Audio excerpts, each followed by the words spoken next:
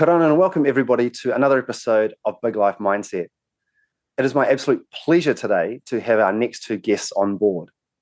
Lauren Gall and Melanie Ammerman founded VaVa Virtual Assistants over 10 years ago with the goal of helping small business owners achieve a work-life balance and focus on the work that they love. Like many entrepreneurs, when they first started out, they did everything on their own. Melanie and Lauren are experts in developing as virtual assistants and creating a valuable experience for clients because they've seen it all. Gaining more satisfied clients and growing a team, VaVa Virtual experienced a 97% growth from 2016 to 17, and that was triggered by a delegation that has seen them growing substantially year on year. Through their mission, they've stood side by side with entrepreneurs as they accomplish many of their goals and watch businesses reach new growth targets.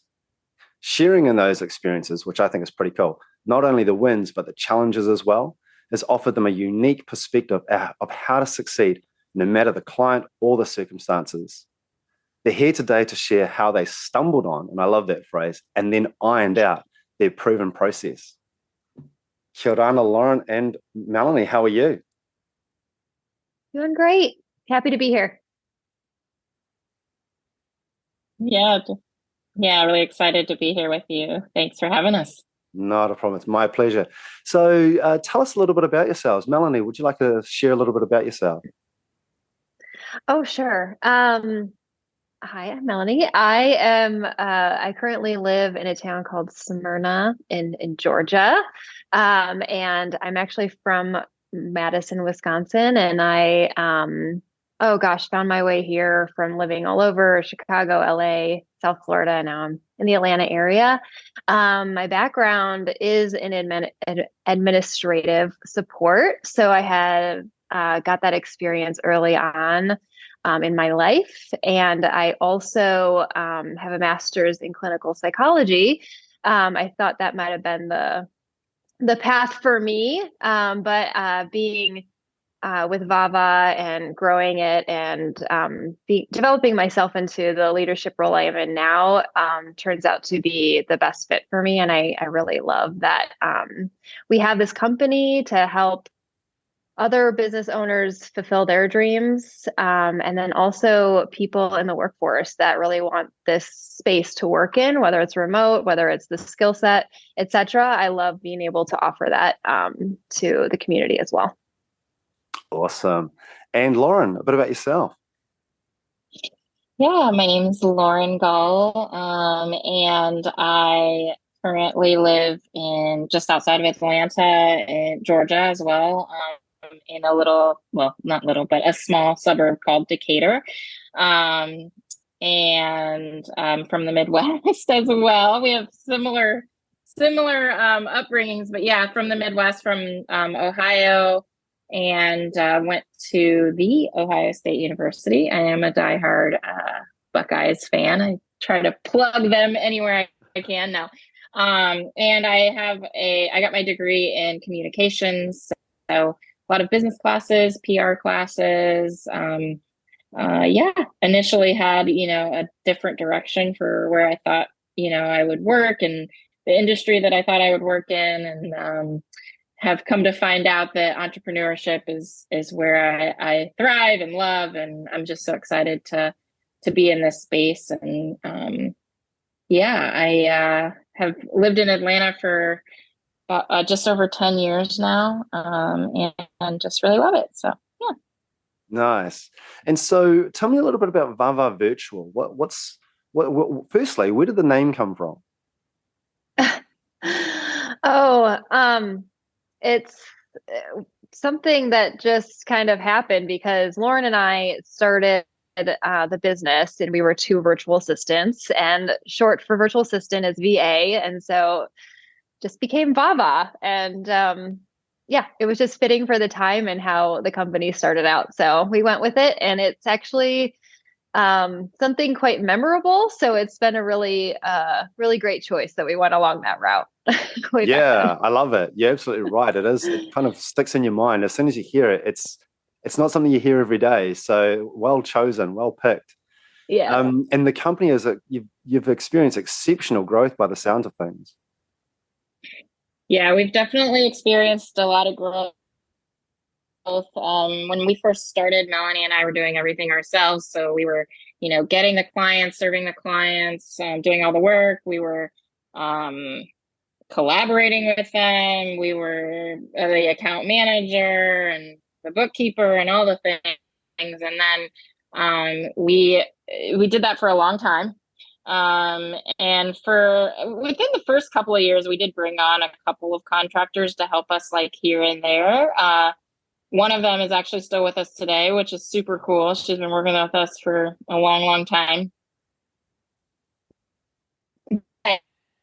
We kind of started to realize, if we outsourced, we could get more done, which is kind of the benefit of having a virtual assistant. So anyway, we just realized that, if we actually practice what we preach and we start to delegate, we could build our company that way. And so that's when we did that, and we started to, when a client came in, we gave them their own virtual assistant to work with, and that's who they worked with, and we weren't actually doing the work. That's when we grew so much, and we realized like how much accomplished by delegation. So, and a really awesome thing. Nice. You've really latched onto that. And I think as people become more strategic with their time as well and their effort, they're going to want to know how to maximize the use of that time. And I think that's obviously where a VA or a virtual assistant can come into play. With obviously the world having experienced COVID, and particularly in New Zealand, what we've noticed is a large number of the workforce have started to either work remotely or kind of this hybrid, where there's part of their time in the office and part of the time at home or wherever it may be. What kind of changes have you seen in the environment for your organization? I would start by saying it brought a lot of attention to our industry. Lauren and I, starting this 11 years ago, we spent a lot of our time explaining what a virtual assistant was. And yes, we're humans. No, we're not robots. And, we're not Siri or whatever that might be. So over the years, it got less and less so. It was understood a little bit more. But COVID, after, the initial shock of everything, and when people were trying to adjust and shift and then went more virtual, it just brought us into light because we have been doing this for so long already. We had the systems in place. We didn't really shift how we did things because we've always been operating in this way. So that was really great. And at the end, and we could also be that continued support person or people for businesses to kind of keep them churning while we were trying to figure out the world and our lives and businesses and kind of navigating that turmoil at the time. So, and now I would say it's an option that I think it's in addition to in person or in-house or the full-time role or something like that. I think that virtual assistance is also top of mind as a consideration, just to see if that might fit, whether it's fractional support to save, some money to be able to get that extra support and not have it cost so much, or just a virtual setting option or anything like that. So, yeah, I'd say that those things have shifted a little bit in the last couple of years. Mm. And so for people who are working remotely, what are some practical tips that you would suggest work well, and what's some things that people should kind of steer clear of? I think that if you're working remotely, definitely you have to have a dedicated space. And I would suggest, getting ready for the day, get going. Like some people are like, oh, I work in my pajamas.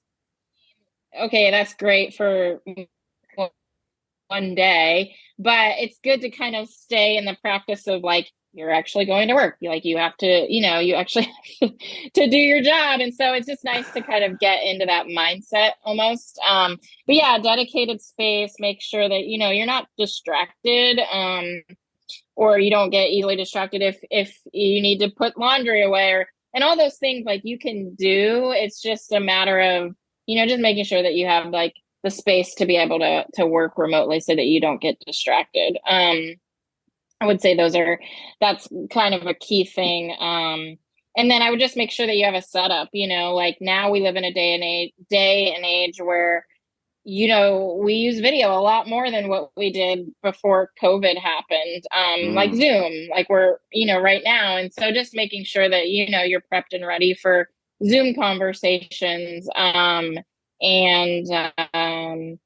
just making sure you're presentable. Which seems like common sense, but sometimes, it might not be to some. So yeah, just presenting yourself in a way that you would want to be seen if you were out and about as well. Nice. That's some great advice there. And how about you, Melanie? I would add to that, that even though you're remote, it's kind of feeding off what Lauren is saying. Even though you're remote, there's still that expectation to be professional. So it's not like casual just because I'm virtual. It's like, no, this is just my location of where I'm providing work. So it kind of goes hand in hand with what Lauren was saying. And also, I will say I struggled when we first started. I didn't have great discipline as far as getting up and be like, oh, this is my work day. So it really helps to make that separation between personal and work in your home space. So that's kind of like having that dedicated office space, like Lauren was saying, whether that's a corner in your house or in a room or the basement or wherever is your space. And also have that known throughout your household.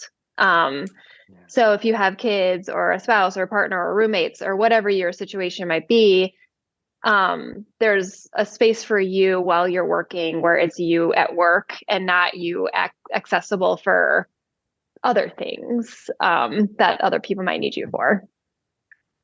Yeah, and I think it's just kind of latching onto what you've both described is that sometimes it's the reality of home life kind of clashes with the work needs as well. This is probably a good example. Like I'm mid-travel here, around me is just absolute carnage. But just having to, like you say, find a space that you can just dedicate briefly, and you just say, actually, I need everybody to just give me this little bit of space and this time while I do this thing, and then I can re-engage and I can be dad and I can be husband and I can do all those other things as well. Just kind of carving out that space and time for yourself. Is there anybody who you would suggest probably isn't suited for working remotely? Like a personality type?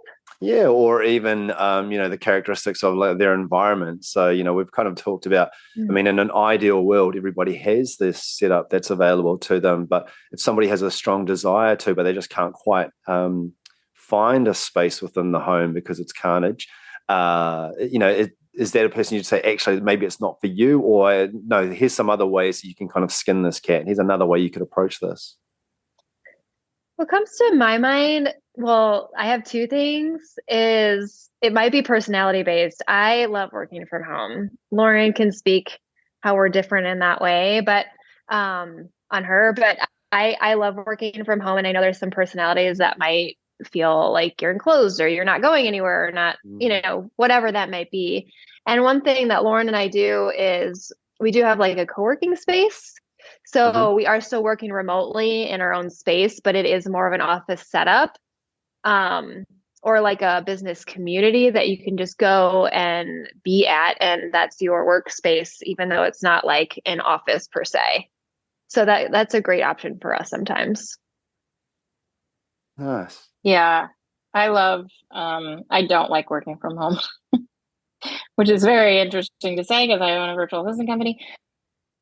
However, I'm always looking for opportunities for us to even just see our Atlanta-based team, which is there's several here in Atlanta on our leadership team. So that's always super nice. But yeah, I try to go to I do try to go to our co-working space, or I just try to have, really for me, it's human interaction. I mean, I just don't want to be at home. I mean, it's just me and my dog.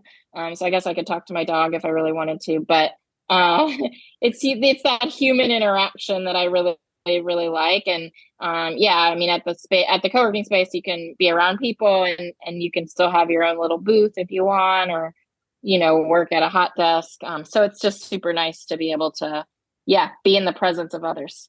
No, I'd agree. I'm probably more in your camp, Lauren, where I almost need that social connectivity and that kind of bouncing off other people.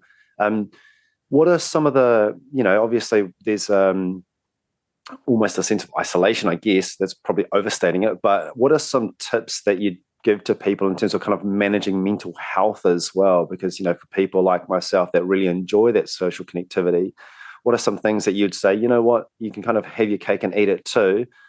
If you looked at your mental health, here's some things that, you'd recommend.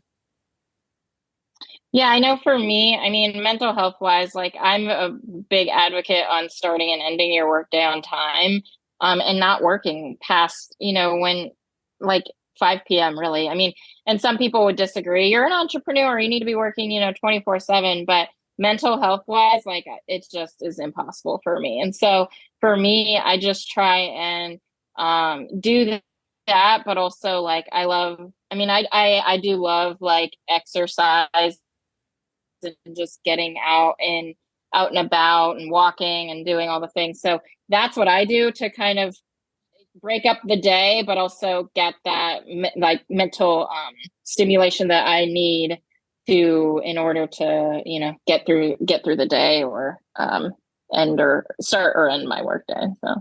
So.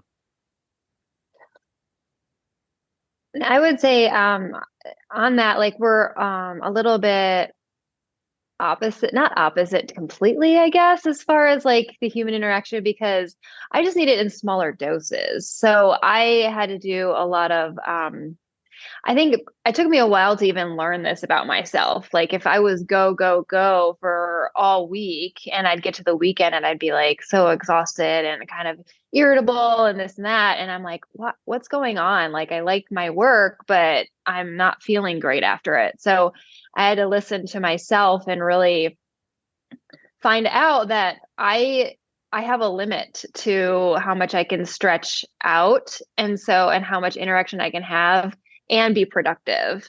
So I love working from home because I can really focus. I'm by myself, and I can get things done. But I do like I'm going to a dinner or a client lunch, or Lauren and I will get together and co-work for a while at our co-working space, and then I'm like, okay, I'm out. I've had my fill, and I'm gonna go and back into my space and be more productive. And same with getting out in other ways. So I like to go hiking, and that doesn't necessarily mean I need to be with other people, but to stay more interactive with the world, but in my own way that isn't draining and more fulfilling. I have to make sure to do that as well. Otherwise, you can feel that you're just not feeling as fulfilled.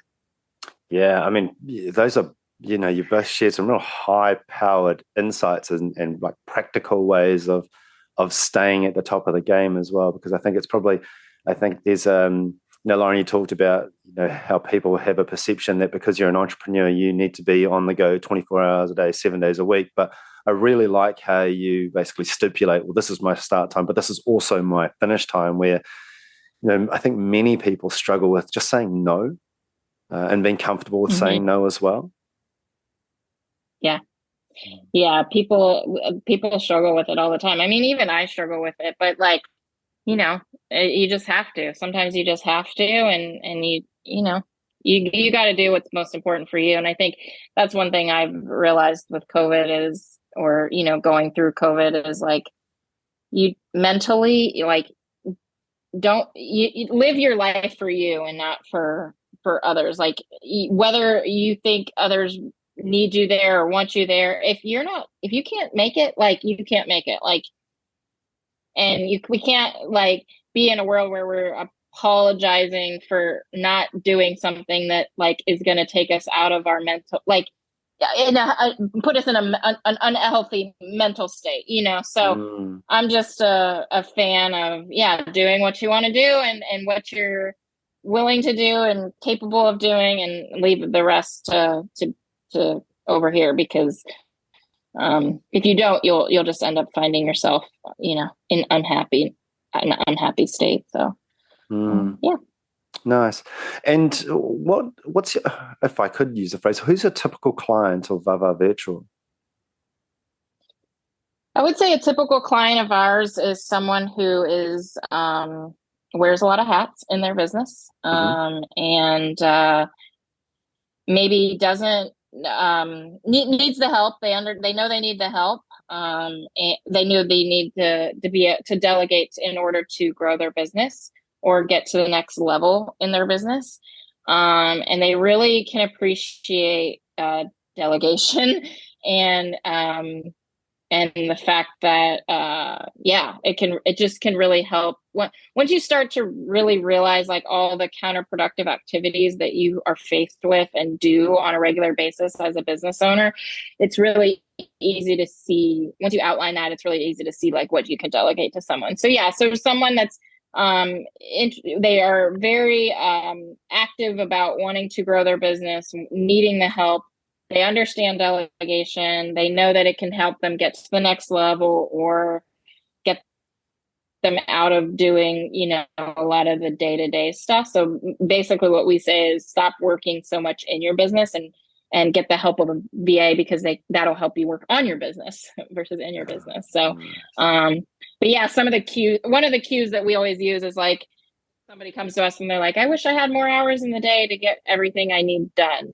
That's like a real indicator that they could utilize a VA. So those are some of the typical clients that we work with and love working with. So yeah. Nice. I think that it's, so much of what you've described actually, I think applies in a home life and home environments as well, doesn't it? Where you look at some of those, I love the phrase as well, like these counterproductive activities that we find ourselves kind of either drawn to or just self-inflicted, where we think we have to do this thing, but actually it's not great use of our time. And so, imagine that kind of blows out exponentially when you've got a business and, there's a bottom line there as well. What do you see as what's, now that we're a bit more settled post-COVID, what do you see as the future for businesses and with regards to VAs? I think it will be, I think two things. I do think that as a business is growing, this might be a starting point for either like a first hire or one of the first hires to help, because administrative and even like helping with social media tasks get out and things like that, all of that is a backbone of a company. It needs to get done. As a business owner, we say it's counterproductive to growth and things, but I mean, they have to get done. So it's like, you need that support to get them done while you focus on the business and growing it. So it could be just somebody stepping in for the time and filling those tasks, and then having that position grow with your company. And it can also be, I think just remote work in general is really great, because even if it's not like through a virtual assistant agency and you're just having a virtual employee, you have access to so much more talent, because if they can be anywhere, you can basically have the globe of talent to be able to support your company and find that great fit that's perfect for that role. And I think that's really amazing. We see that with our company as well. Like, we love being virtual because, we're looking all over to find the position that's the best fit for our team at the time. And it's just really amazing that we have the capability to do that now. Gosh, this has just been absolutely packed full of gems. I mean, my audience know that I place a huge emphasis on time affluence, on being time rich. And almost a requirement of that is understanding what is the thing that I'm really good at doing and I'm comfortable at doing, and all these other things that can probably be done by somebody else and probably better by somebody else as well. How do I look at delegating that out? And it sounds like you found that absolute sweet spot where, like you say, like every business has to have some sort of social profile now. But not all of us are social media experts. And so understanding that I don't need this person sitting right beside me to do that, I can kind of scour the globe and look at that talent that might be somewhere else, but more than capable of picking up that task for me. It's a huge weight off people's shoulders because nobody can be all things to everybody, right? Absolutely. Yeah.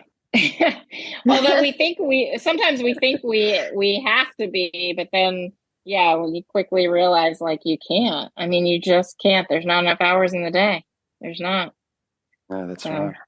I will also find too that like if you're trying to be all these different things, it takes a lot of time and limits you on other places, but also takes a lot of like energy, because if you're not great at that or you're not as comfortable with that, it's also like mental and physical energy that you're putting toward having to do something that's somebody's wheelhouse. Like that gives somebody else energy versus drains them. And it's like, it's just, you're best using your time doing what gives you energy versus drains it, and maybe along your skill set too. No, that's bang on. I love the phrase as well, like using somebody else's wheelhouse, something that they're comfortable doing, something that they want to do as well. But any parting words before we wrap this up? So if you were to give maybe one thing for a person to focus on, one thing for a business to perhaps focus on, what would that be? Can you explain that a little bit more? So like one thing that they can focus on, delegate, one thing that they can focus, just advice. Gosh, I think you might have just picked up on it right there. It sounds like just being able to delegate. It sounds like quite an important factor in a business decision, and whether they use a VA as well. How about you, Melanie? Yeah. So I had a hard time at first parting with money. Being business owners, this is what we generate, is hours, and we put it back in the business, or it's our salary or whatever it might be. And so realizing that support for these types of things and delegating these tasks away so you can focus on what you love doing or growing the company or whatever you might want to be focusing on, it was that mindset shift of an expense versus an investment. And once it was an investment into the company, and the ROI may not have been like super clear up front, it was tremendous over time. And I would say, whenever we talk to business owners now where they're like, oh, I can't get everything done, or, oh, I don't know if I should hire or not, or whatever, get support or not. And I'm like, get it, because I mean, and sometimes you have to start small, which is fine, and grow, because as you're growing a company, you can't, there's some limitations, but I do think, it's a really big benefit.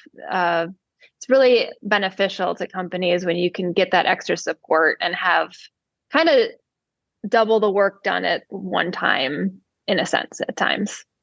Nice. I love that. Yeah. So if somebody wanted to reach out and connect with either yourselves or the company, where would they go to?